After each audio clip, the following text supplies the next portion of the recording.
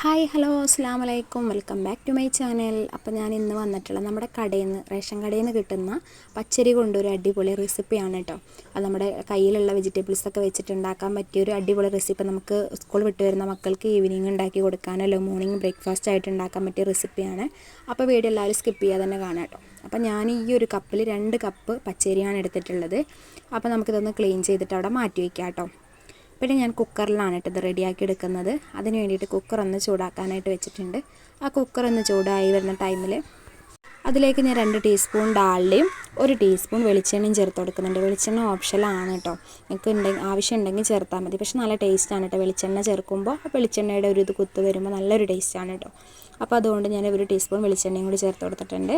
അതൊന്ന് ചൂടായി വരുമ്പോൾ അതിലേക്ക് 3 പീസ് പട്ടയും ഒരു 3-4 കരയാമ്പൂ 1 ഏലക്കായും കൂടി ചേർത്ത് കൊടുത്തിട്ടുണ്ട്. അതൊന്ന് ചൂടായി വരുമ്പോൾ അതിലേക്ക് 1 ടീസ്പൂൺ ഇഞ്ചിയും വെളുത്തുള്ളിയും അത് ചതച്ചെടുത്തിട്ടാണ് കേട്ടോ, നല്ലപോലെ തന്നെ ചതച്ചെടുത്തിട്ടുണ്ട്. അതും കൂടി ചേർത്തിട്ട് നമുക്ക് നന്നായിട്ടൊന്ന് വാട്ടിയെടുക്കാം കേട്ടോ. അപ്പോൾ കരിഞ്ഞു പോകരുത്, നമ്മൾ ലോ ഫ്ലെയിമിലാക്കിയിട്ട് വേണം ഇതൊന്ന് റെഡിയാക്കി എടുക്കാനായിട്ട് കേട്ടോ. പിന്നെ നമുക്കിതിലേക്ക് വെജിറ്റബിൾസ് ആവശ്യമായിട്ട് ഞാനിപ്പോൾ ഒരു തക്കാളിയും ഒരു ചെറിയ പീസ് സബോളയും പിന്നെ നമ്മുടെ കുറച്ച് കൊത്താമരി, ഒരു 3-4 കൊത്താമരി എടുത്തിട്ട് ചെറുതായിട്ടൊന്ന് അരിഞ്ഞെടുത്തിട്ടുണ്ട് കേട്ടോ. അപ്പോൾ ആദ്യം തന്നെ സബോള ചേർത്ത് കൊടുക്കാം. സബോള നന്നായിട്ടൊന്ന് വാട്ടിയെടുക്കാം കേട്ടോ.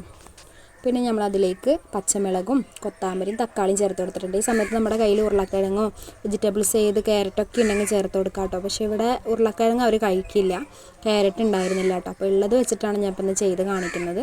അപ്പോൾ അതൊക്കെ കൂടി ഒന്ന് വാട്ടിയെടുക്കാം കേട്ടോ. അപ്പോൾ നല്ലപോലെ കുക്കാവേണ്ട ആവശ്യമൊന്നുമില്ല, ജസ്റ്റ് ഒന്ന് നമുക്കതൊന്ന് വാട്ടിയെടുത്താൽ മതി കേട്ടോ. പിന്നെ നമ്മൾ നേരത്തെ അരി എടുത്ത അതേ അളവിൻ്റെ ആ കപ്പിൽ 2 കപ്പ് അരിക്ക് 4 കപ്പ് വെള്ളം, ആ രീതിയിലാണ് ഇട്ട് എടുക്കുന്നത്. അപ്പോൾ വെള്ളം ഒന്ന് ആഡ് ചെയ്ത് കൊടുത്തിട്ടുണ്ട്. പിന്നെ അതിലേക്ക് ആവശ്യമുള്ള ഉപ്പും കൂടി ചേർത്ത് കൊടുത്തിട്ടുണ്ട്.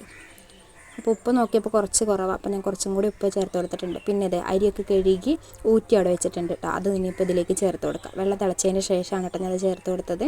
ഇനി നമുക്ക് ഉപ്പൊക്കെ കറക്റ്റ് ആണോ എന്ന് നോക്കാം. അരിയും കൂടി ചേർത്തതിന് ശേഷം എന്നിട്ട് അങ്ങനെ നന്നായിട്ടൊന്ന് ഇളക്കി കൊടുക്കുക. ഇനി അത് തിളച്ച് വരുന്ന സമയത്ത് ഞാൻ അതിലേക്ക് 1 ടീസ്പൂൺ ഗീയും കൂടി ചേർത്ത് കൊടുക്കുന്നുണ്ട് കേട്ടോ.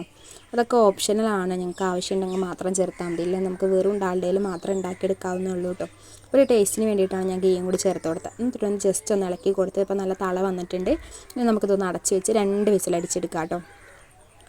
അങ്ങനെ ദേ റൈസൊക്കെ ഇവിടെ റെഡിയായി വന്നിട്ടുണ്ട് കേട്ടോ. 2 വിസിൽ മാത്രമേ അടിച്ചെടുത്തിട്ടുള്ളൂ. റൈസ് അങ്ങോട്ട് ഉടഞ്ഞു പോയിട്ടുമില്ല, എന്നാൽ കട്ടയായിട്ടില്ല, ആ രീതിയിൽ തന്നെ റൈസ് കിട്ടിയിട്ടുണ്ട് കേട്ടോ.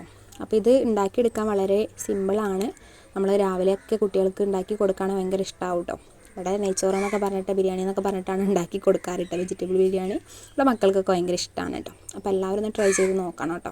അപ്പോൾ അതിൻ്റെ മുകളിലായിട്ട് ഞാൻ ഇത് കുറച്ച് മല്ലിയിലയും കൂടി ഇട്ട് കൊടുക്കുന്നുണ്ട്.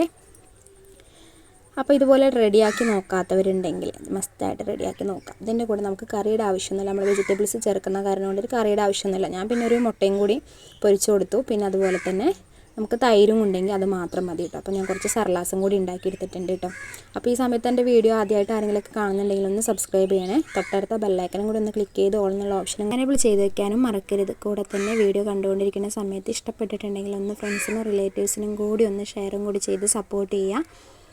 അപ്പോൾ ലൈക്ക് ചെയ്യാനും കമൻറ്റ് ചെയ്യാനൊന്നും മറക്കരുത് കേട്ടോ. അപ്പോൾ ഇൻഷാ അല്ലാഹ് അടുത്ത ദിവസം നല്ലൊരു വീഡിയോ ആയിട്ട് വീണ്ടും വരാം. ടാറ്റാ ബൈ ബൈ, അസ്സലാമു അലൈക്കും.